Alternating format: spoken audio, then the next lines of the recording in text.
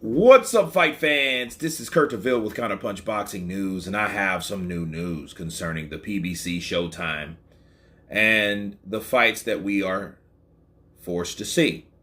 We have Spence and Ugas, which is probably the best. I know it's the best. Okay. Then we have Gervonta Tank Davis versus Rolly Romero. Then we have Jermall taking on Sulecki. So the question is, it's like, okay, these are all pay-per-view fights. You know, and you're looking at it like, okay, they got it on pay-per-view. They want you to pay for it, but this is not what we asked for. Okay? What the fuck happened to Jermall taking on Munguia? See, this is the type of shit that makes boxing the sport that I hate, right? Because Jermall Sulecki. Okay, so let's look at Sulecki for a minute, right? Let's take a look at him. Meciej Sulecki, all right? He's from Poland. And we've seen him take on guys like, he took on Demetrius Andrade, right? And he lost Andrade by unanimous decision. You know, he beat Gabe Rosado, okay? He lost to Daniel Jacobs. You know, he's a pretty decent fighter, but then it's like, why does every time it comes to Jermall or Jermall, probably not Jermall, but Jermall, you know, with the Chris Eubank Jr., the Triple G, the Jaime Munguia, the Canelo fight, why do you always have some type of bullshit standby fight that they always select beside the fight that we wanted to see?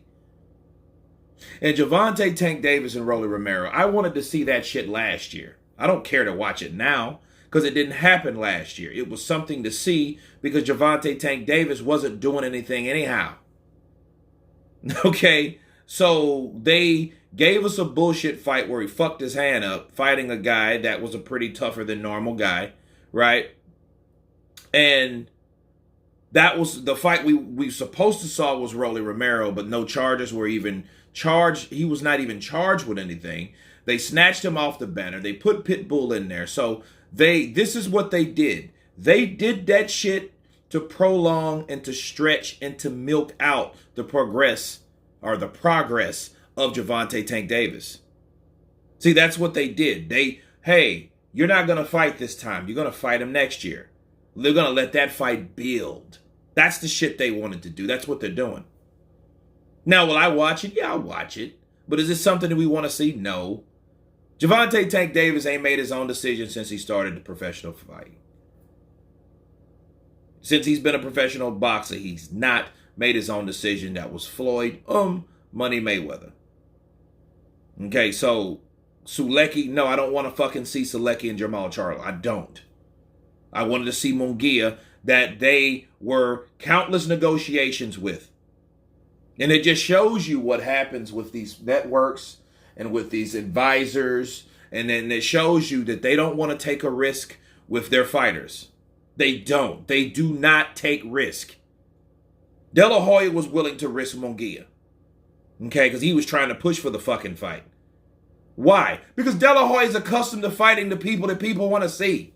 So he knows what makes stars. Floyd doesn't give a shit about making stars because he's the only star that if he wants to be remembered. He wants people to remember him.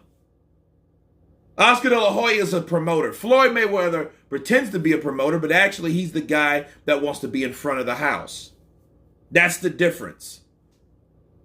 So you don't, and Al Heyman doesn't fucking care. He doesn't care as long as his undefeated fighters are making him money. He could give a shit about making a good fight, and he could give a shit about somebody else on another platform.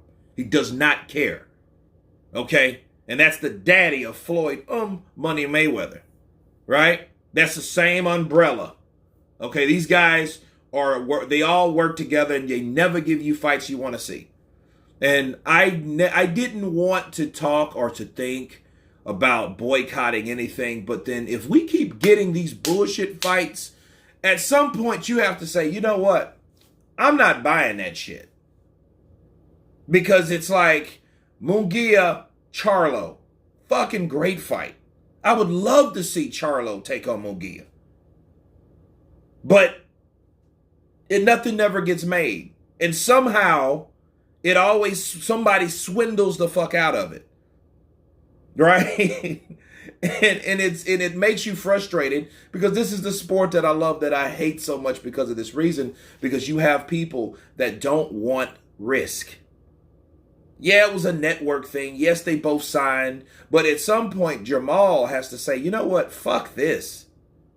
You know what I mean? Like, if it's the reason me fighting on this network is the reason I can't battle or take on Munguia, I shouldn't be on this network. I should be like Canelo and every other fucking person that wanted to be freelance in order to get what they want. But anyway, you guys tell me what you think about these upcoming pay-per-view events. Spence Ugas, which is a great one. I will support it. I will be there live. This Sulecki Jermall fight. And let me talk about that for a minute. I'm not done. I thought I was done. I'm not done. Now, the guy, Demetrius Andrade, beat this guy. Demetrius Andrade has so many problems getting a fight because nobody wants to fight him. He's spinning his wheels. He's made bad decisions. He's this and that. But you're going to fight a fucking guy. You're going to fight his leftovers? And you think that's cool? Okay? Nothing's cool about that. So at that point, when you start fighting his leftovers instead of fighting fucking him, we have a problem. You can't make this shit up, people. Okay? But the next fight, Rolly Romero, Gervonta Tank Davis, it was a stretched out thing that should have happened already. So Gervonta Tank Davis should look for the next best fight for himself.